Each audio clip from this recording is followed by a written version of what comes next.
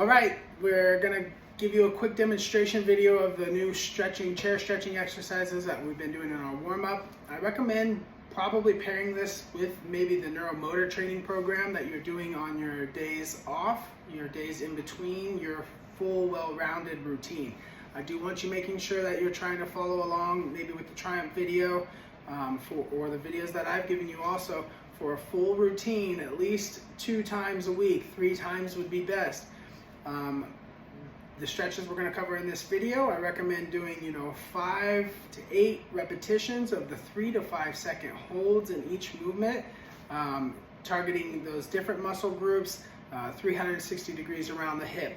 Just going to give you a quick demonstration of those today, and then I want you to use that recommendation again, maybe a couple extra times a week of this paired with your neuromotor training program, that YouTube video that I sent to you with Rice and I working on balance, okay? These are the new exercises. We've got the initial knee drive exercise where we're gonna start with our foot nice and flat on the ground or on the chair. We're gonna keep that flat on the chair, and as Ruth had pointed out today, the back heel is also flat on the ground, and we actually get a stretch in both sides here. So as we lean in, we're going to suck and tuck, draw our core in, and we're going to push that knee over the toe and hold for about 5 seconds. So for me, I need to get onto the chair and really push pretty hard into the front of this foot to get my stretch going, because I've got pretty good flexibility and I got really big calf muscles that have to be stretched out. So I'm feeling this more behind the Achilles, a little bit in the Achilles, and through the soft tissue here of my lower leg.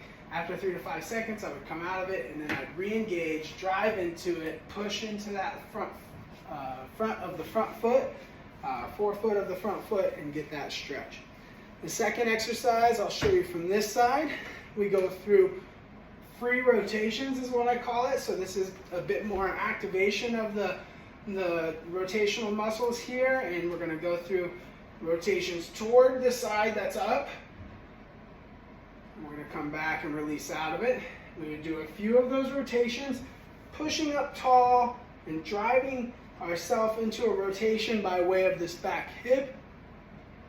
And then we'll do 3 to 5 of the facilitated or assisted rotation, where my same side hand goes on my hip over here, backside hand pulls across at the midline. So that looks like this from over here. So we do a few of those on both sides, and again, you're just trying to get the tissue to go through a slight stretch for 3 to 5 seconds, then release out of it. And as you progress through those repetitions, maybe that stretch becomes a little bit more of a stretch, and a little bit more, and a little bit more. If it doesn't, that's okay. You're not really trying to pull that stretch into something that's forced.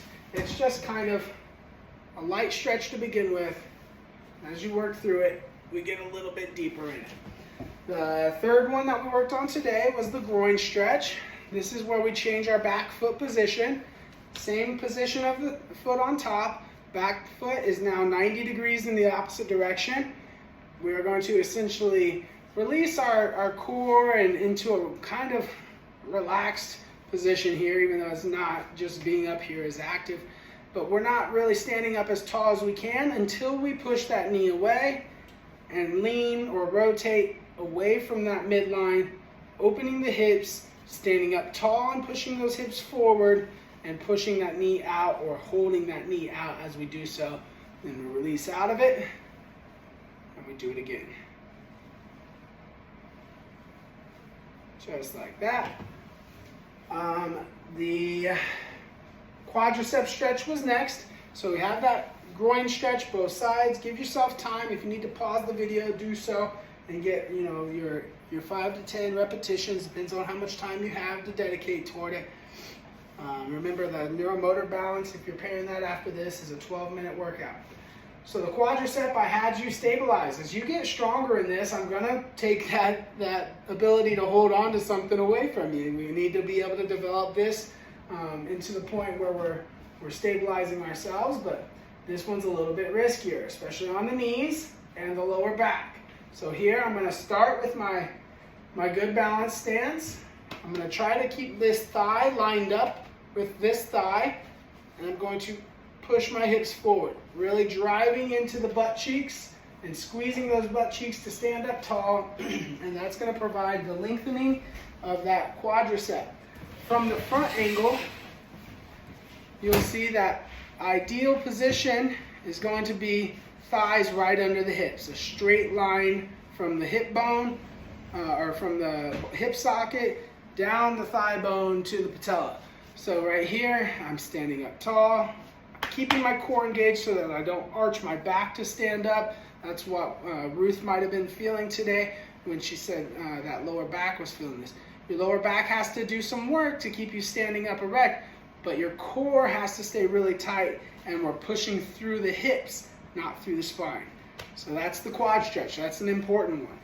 The final stretch that we did today was the hamstring stretch. We get rid of the chair, straight leg hamstring stretch. We go into a staggered stance position with the feet straddling the midline. Toes up on the front side to allow us to keep the whole posterior chain in a more lengthened position as we hinge down, popping the butt up and back. Up and back, and we stand up tall. We shift the legs, or shift the hips back, and we hinge. So we hold that position, looking for a stretch in our hamstring. Hamstring runs from the foot of your pelvis, or the bottom of your butt cheek, down to the back of the knee. The calf runs from the bottom of the foot up to the back of the hamstring or above the knee. So we're getting a big stretch, yes, through the back of the knee. I know, that's part of it. But we're mainly getting this lengthening through that soft tissue as we go. Again, hinging into it, 3 to 5 seconds, come up out of it, 5 repetitions on each side, 8 repetitions, 10 repetitions on each side, whatever you can do. That gives us the first 4 of those exercises, right? 1, 2, 3, 4, 5. First 5 of those exercises, and we have more to come. I'm going to split this up into a couple videos because it's a little bit longer. Practice this, when you have the availability. All of us have chairs, no matter where we're going. This is going to be a great series to nail down here in the coming months, to really master. It's going to transform your abilities, but it's also going to give you something that you can work on every day, any day, whenever you need it, and always come out of it feeling a little bit more springy and refreshed through your torso, your hips, and your thighs.